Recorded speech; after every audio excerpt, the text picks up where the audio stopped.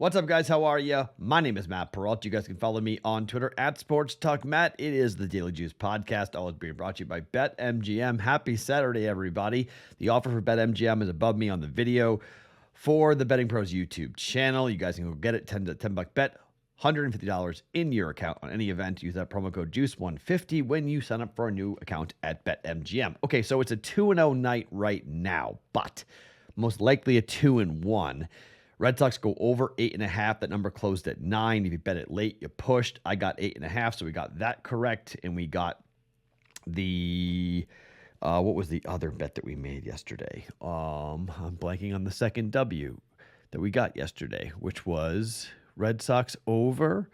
And I got to look and see what the other bet was. I'm forgetting that second bet that we made that came in for... We missed on the first 5 under for the A's and the Royals. That was a 4-run total. Game went under for the first 5 and under on the game. So we got that right. Looks like the Reds are going to win over. It's 4-2 here on the top of the 9th. So barring a pretty big comeback for the Giants, it's going to be a 2-1 night for us. The parlay almost hit. Astros won outright. Red Sox covered the run line. Rays won 4-3. Not on the run line. I was afraid of the Pirates game. I was right to be afraid of the Pirates game. But I got the Tampa Bay Lightning to win. I bet 0.75 units on that as a way of offsetting if Tampa loses on a plus 160, plus 150 bet. So I covered the 1 unit. I'll take it from a loss perspective. So we talked about that on my other program, a little bit about that. I wasn't going to make it officially, but I finally won a hockey bet. So maybe I feel comfortable taking Tampa in game 6 to force a game 7. But we got that right. So we're still, at least I'm going to be flat. If I don't bet it, I'll be flat on the series for the upcoming Tampa plus 160 bet. But still got that live. If we get to a game 7, we can bet the other side and be good. So cheering for Tampa to get a W on Sunday in game 7.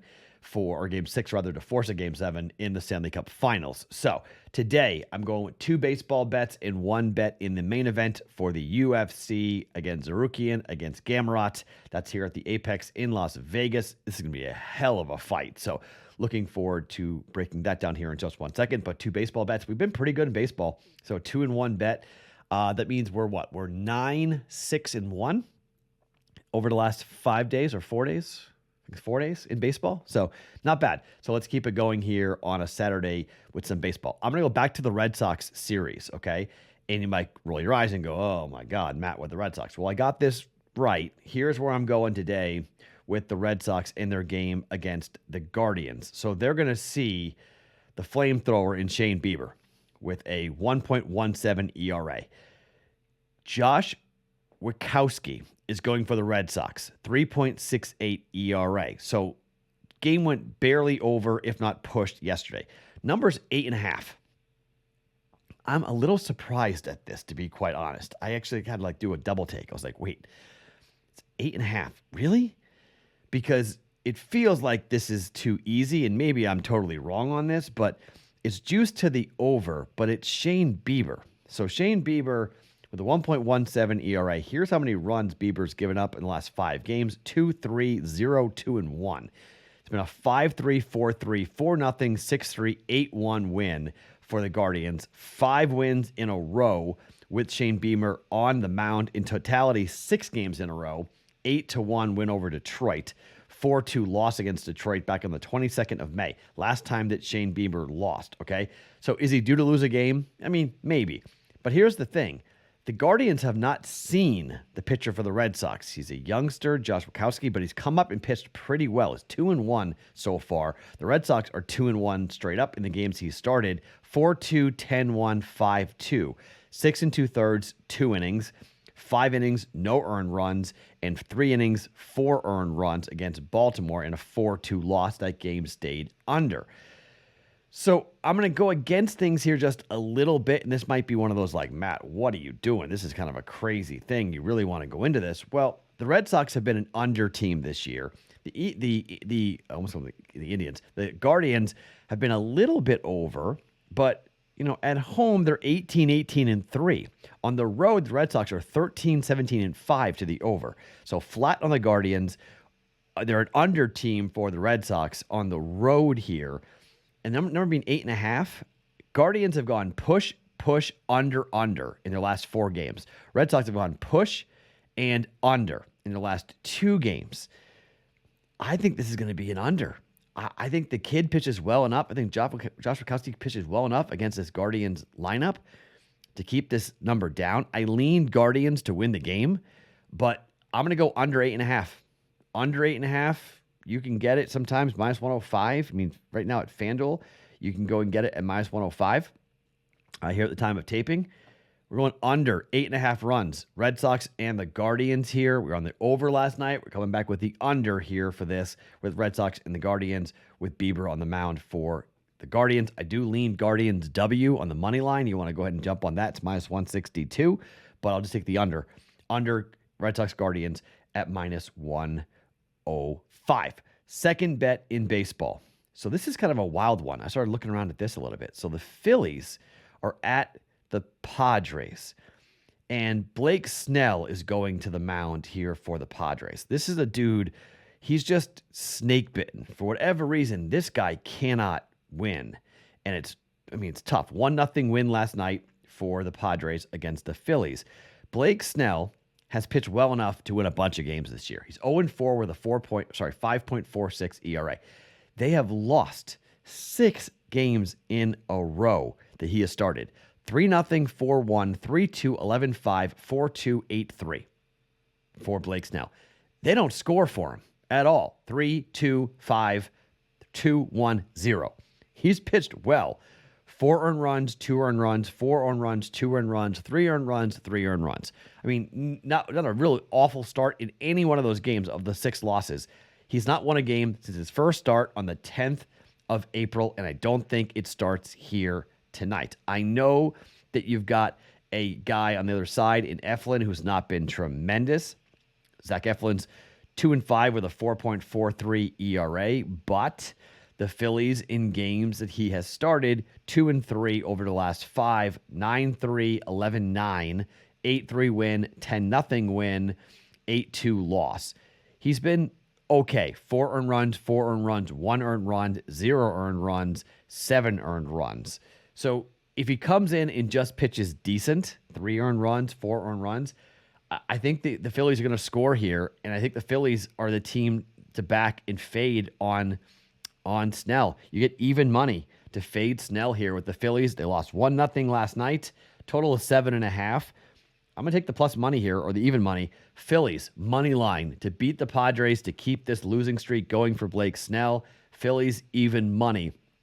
Half a unit on the Phillies to win, half a unit on the under for the Red Sox and the Guardians. So 2 bets going in baseball. We've been pretty good in baseball. So let's talk about the UFC fight. Arman Tsarukyan against Mateusz Gamrot. Boy, this is a lightweight fight that's going to be fun. Tsarukyan's average fight time is 11:31, 5-round fight. Gamrot, 7:43. I watched these guys. I watched the fight against, who was it against? Against Alvarez last time out for Tsarukyan. I mean, wow. He's had some tremendous finishes. He's had some incredible bloody fights. His fight against Joel Alvarez, his last fight, knockout in the second round. I mean, he bloodied. There was so much blood. It was insane. Cut him right over the nose. Vicious elbow. Vicious ground and pound. Gets the stoppage. Against Gallegos, stops him back on September 18th of 2021. Knocked him out in the first round. 209 in the first round. Knocked him out. Just domination. This dude has not lost a fight since his debut against Islam Makhachev, which was an unbelievable 3-round fight. Go watch that fight on YouTube. You want to see a fun fight. He lost that decision. But since then, he has gone and won 4 fights in a row. 3 of them have gone to the cards. The last 2, though, have not gone to the cards as Tsarukyan starts to fight and looks better and better. Gamrot is really impressive. This dude has not gone to he's gone to the cards once so far in his UFC debut. Split decision in his first fight, but he dominated Scott Holtzman. Guy had no shot. He crushed Jeremy Stevens in the first round, and then he beat Diego Ferreira in the second round. Gamrot is tough. He's a really interesting fighter. He's kind of the one that no one's talking about. He's 20-1 with 1 no contest. Tsarukyan is 18-2. So under 4.5. The total rounds are 4.5 for this fight. I'm actually kind of stunned at this. I lean towards Tsarukyan to win this fight. And I think probably as we get closer to fight night or fight time, I'm probably going to be on Tsarukyan to win this fight by knockout. It's where I'll probably go. Or for this fight to end inside the distance for Tsarukyan. I may bet that. But for the official, the safer play, the play that I think is worth backing, I think it's the under 4.5 rounds here for this fight. I think this thing does not go to the cards, and I think you're going to have a chance to get into this and say, is the fight going to go the distance? You can bet the no if you want at -120. It's another safer way of betting it, depending on what book you're going to be at, to jump in on that. But I'm going to pay a little less juice, and I'm going to hope the fight doesn't end in the final 2.5 minutes of the 5th round, and take the under rather, -105 on this. You can shop around and see where you're going to get on this, but I just think both these fighters have so many different ways of ending it. Tsarukyan's a really good wrestler, a great scrambler. I doubt he gets tapped out. Gamrot can ground and pound, though. He's very tough to submit. It's tough to get on the ground. I think it's going to be a really interesting matchup of styles at 155. Strikes landed per minute, pretty much even, 3.7 for both fighters. Striking accuracy, 48% to 47%. Strike absorbs, 1.3 to 2.6. Gamrot gets hit a little bit more. Takedown average, 3.4 to 5.8. These guys go, they don't really go for submissions all that much, but they will take you down. Good takedown defense, 100% takedown defense for Gamrot. He's never been taken down. So he'll go for takedowns, but he doesn't get taken down. I think this is going to be a whale of a fight. I don't think we see the scorecards, however, on this. I think we go with the over here on this, over 4.5 rounds. You can shop around and see where we're going with this, but under is -105. I'm taking under. The over is only -115, okay? It's not like there's a big discrepancy here and a really big difference, but you want to be safe, take the fight, go to the distance. No at -120. I'm going to pay a little less juice here and go under 4.5 rounds in the main event for Tsarukyan and Gamrot. We have seen fights at the Apex and a lot. It's a smaller octagon, so these guys get after it a little bit more with each other. Big fight in the lightweight division. I think Tsarukyan wins, but I think Gamrot is 100% a live dog here to win this fight. I'm actually kind of surprised at the number here in terms of, you can get +225 on Gamrot. I think you're going to see a lot of sharp money coming in on Gamrot late, to be quite honest. But I like Tsarukyan to win the fight, but I'm not going to lay the -290 on him. Instead, we're going with the fight to go under 4.5, or to not go the distance at -120. I'll lay the -105, half a unit on it for this fight to go under 4.5 rounds in the main event of Fight Night here in Vegas on a Saturday night. Okay, 3 bets, half a unit each for you guys. It's our final Saturday as we kind of start this countdown. It's going to be kind of emotional and sad. Last couple of pods, I'll make some comments. I'll talk about some people. I'll call some people out, talk about some of my favorite moments of the Daily Juice podcast. But tonight's not the night to do that. Today's not the day to do that. We'll do it coming up later on as we get into the week for us. Man, we almost got that parlay. I wanted to hit that parlay. It's too bad. That would have been great to end it with the final Friday parlay to knock one out. 1 run short, 2-1, which is so typical of the don't bet a parlay. Just the darn Pirates lose by 1, not 2. It's a bummer, but we were close. That's how that parlay works. Generally we go 2-1 on those parlays. My name is Matt Perrault. Follow me on Twitter @SportsTalkMatt. Each and every morning, it's the Daily Juice Podcast. Always being brought to you by BetMGM.